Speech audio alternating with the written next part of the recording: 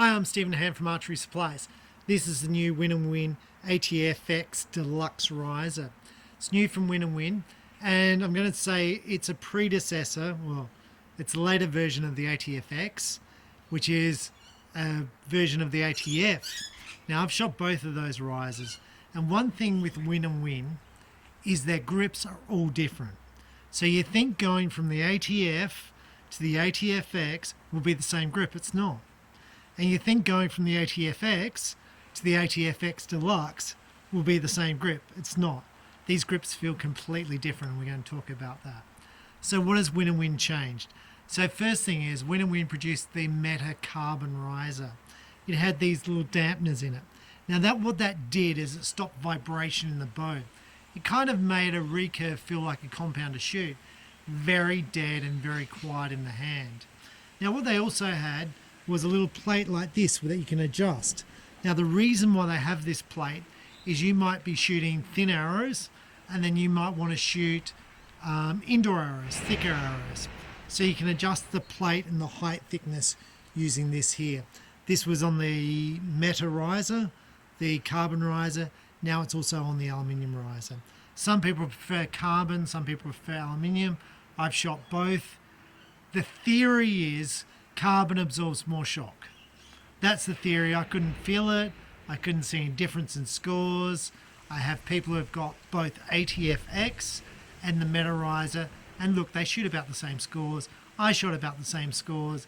Personal preference. So as I said, I used to shoot carbon risers. I then shot aluminium risers. It wasn't a big deal. I actually like the carbon riser, and I think for me the grip is the important thing. And that's the one reason why I generally change recurve risers, because of the grip. So let's first off look at this. Machining's a little bit different here, a little bit different here. It's very smooth, it's a matte finish. What's different is this plate here. Now, why has Wiawis done this? I'm going to say there's not pressure on this point here, because the limbs are pushing into the bow. Now I have had two failures of this, and the failures have occurred when the people have been stringing the bow around their legs. So the limbs slip out, and because the limb slips out and they're stretching the bow, pulls off of this, and then it breaks this here. So the people have had to buy replacement ones of these. Whether it's done under warranty or not, look, it's a $15 part, not a real big issue.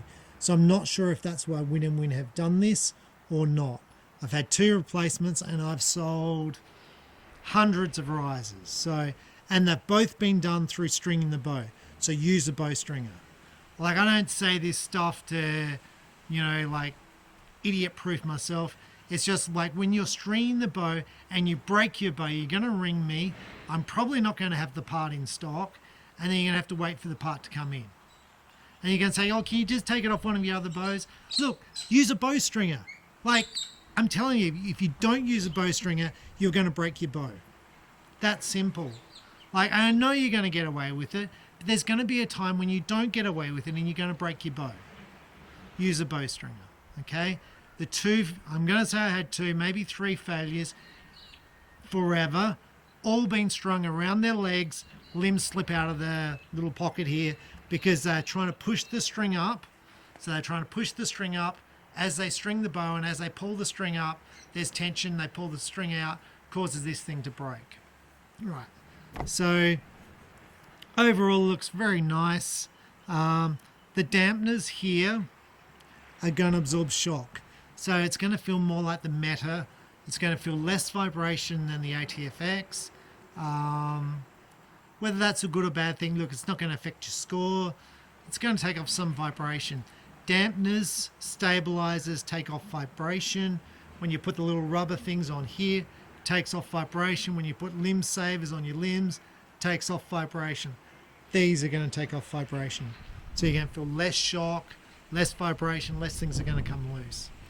Now this grip, as I said, Wiawis has got different grips for all their bows, and some grips are interchangeable, and they produce grips at all different angles and heights for all their different bows. It's a little bit confusing, But with recurve archery, the grip is really important.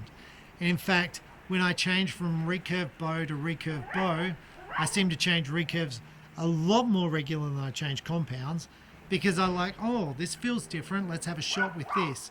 And then I try it and I'm like, I don't know if I like it or not. This grip feels like the Hoyt Exceed. So if you want to know what this feels like, it feels like a Hoyt Exceed. It's, as soon as I picked it up, I was like, oh, it feels like the Wiawis riser. It's very flat along here, and it feels more angled.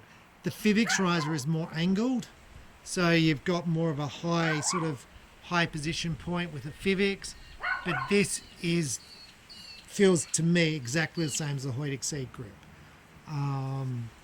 So is it nice? What does it feel like? Look, this is a personal preference thing. I have people come in and they feel the different grips. Look, to me, it's a bit wide here. Is that going to affect me? No. Feels wide here. I like this feel here. It